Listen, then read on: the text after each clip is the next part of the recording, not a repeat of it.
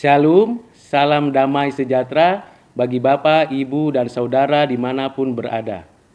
Jumpa lagi dengan saya dalam program Relimen, Renungan 5 Menit.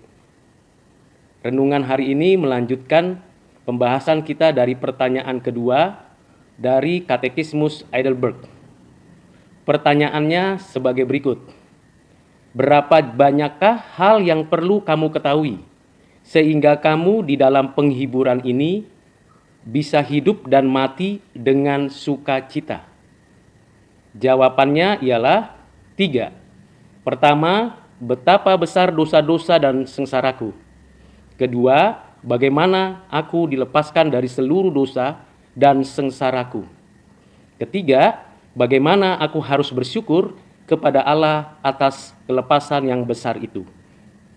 Bapak, Ibu, Saudara yang kekasih di dalam Kristus, kita memang harus mengakui bahwa kita adalah orang berdosa. Baik yang kita lakukan dengan sadar, dengan sengaja, atau yang sudah menjadi kebiasaan di dalam hidup kita. Kita harus tahu bahwa kita itu benar-benar orang berdosa. Namun seringkali kita melupakan dan menganggap sepi keadaan kita yang sudah berdosa itu. Itu hanya dianggap sebagai kebiasaan biasa saja. Toh orang-orang dunia, orang-orang di sekitar kita tetap melakukan hal yang sama. Jadi seolah-olah perbuatan dosa itu adalah hal yang lazim. Sesungguhnya kita harus mengakui dengan sungguh-sungguh bahwa kita berdosa kepada Tuhan, berdosa kepada sesama. Dan kita harus memohon belas kasihan Tuhan, meminta pengampunan dari Tuhan, dan menyesali semua perbuatan dosa kita, dan bertobat, berbalik arah kepada Tuhan. Bagaimana kita bisa bebas dan lepas dari upah dosa, dari kesengsaraan karena dosa-dosa kita? Hanya karena anugerah Tuhan di dalam Kristus.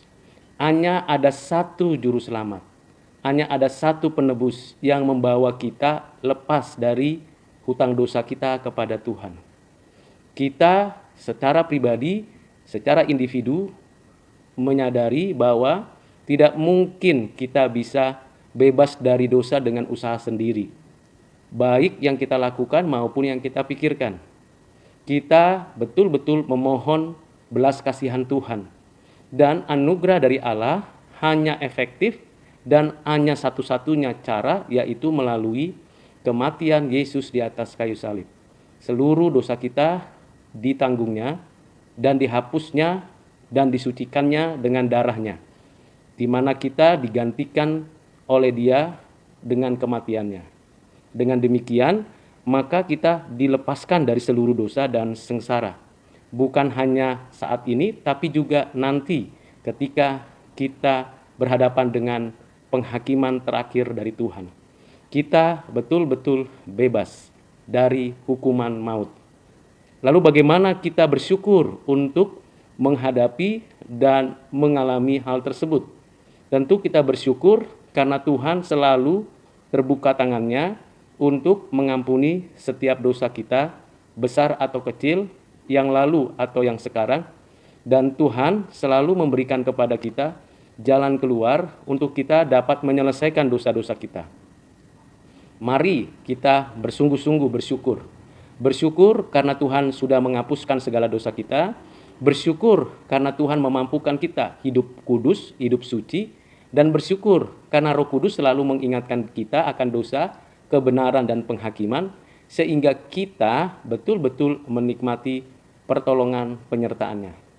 Dengan demikian, kita harus betul-betul berjuang melawan dosa.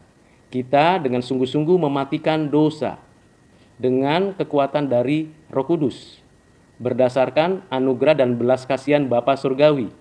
Dan kita perlu mengandalkan terus-menerus kuasa Kristus, sehingga di dalam namanya, di dalam kebenaran firman-Nya, kita benar-benar merdeka, menikmati hidup bebas dari belenggu dosa, bebas dari kesengsaraan karena dosa, dan menanti dengan penuh pengharapan akan hidup yang bahagia. Di sanalah kita akan merasakan penghiburan. Jadi penghiburan kita bukan karena kita memiliki apa yang kita kejar, yang kita cita-citakan, tetapi karena seluruh dosa kita sudah diampuni Tuhan. Penghiburan kita karena kita sudah diterima Tuhan sebagai anak-anaknya. Penghiburan kita karena kita tidak lagi berada dalam penghukuman, baik sekarang maupun nanti. Dan terakhir, penghiburan kita karena kita betul-betul akan menikmati hidup yang bebas, merdeka, dengan penuh sukacita. Sukacita kita penuh oleh karena kasih, anugerah, dan belas kasihan Bapa di surga.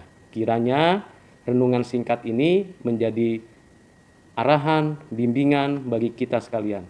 Tuhan Yesus memberkati Bapak, Ibu, dan Saudara. Amin.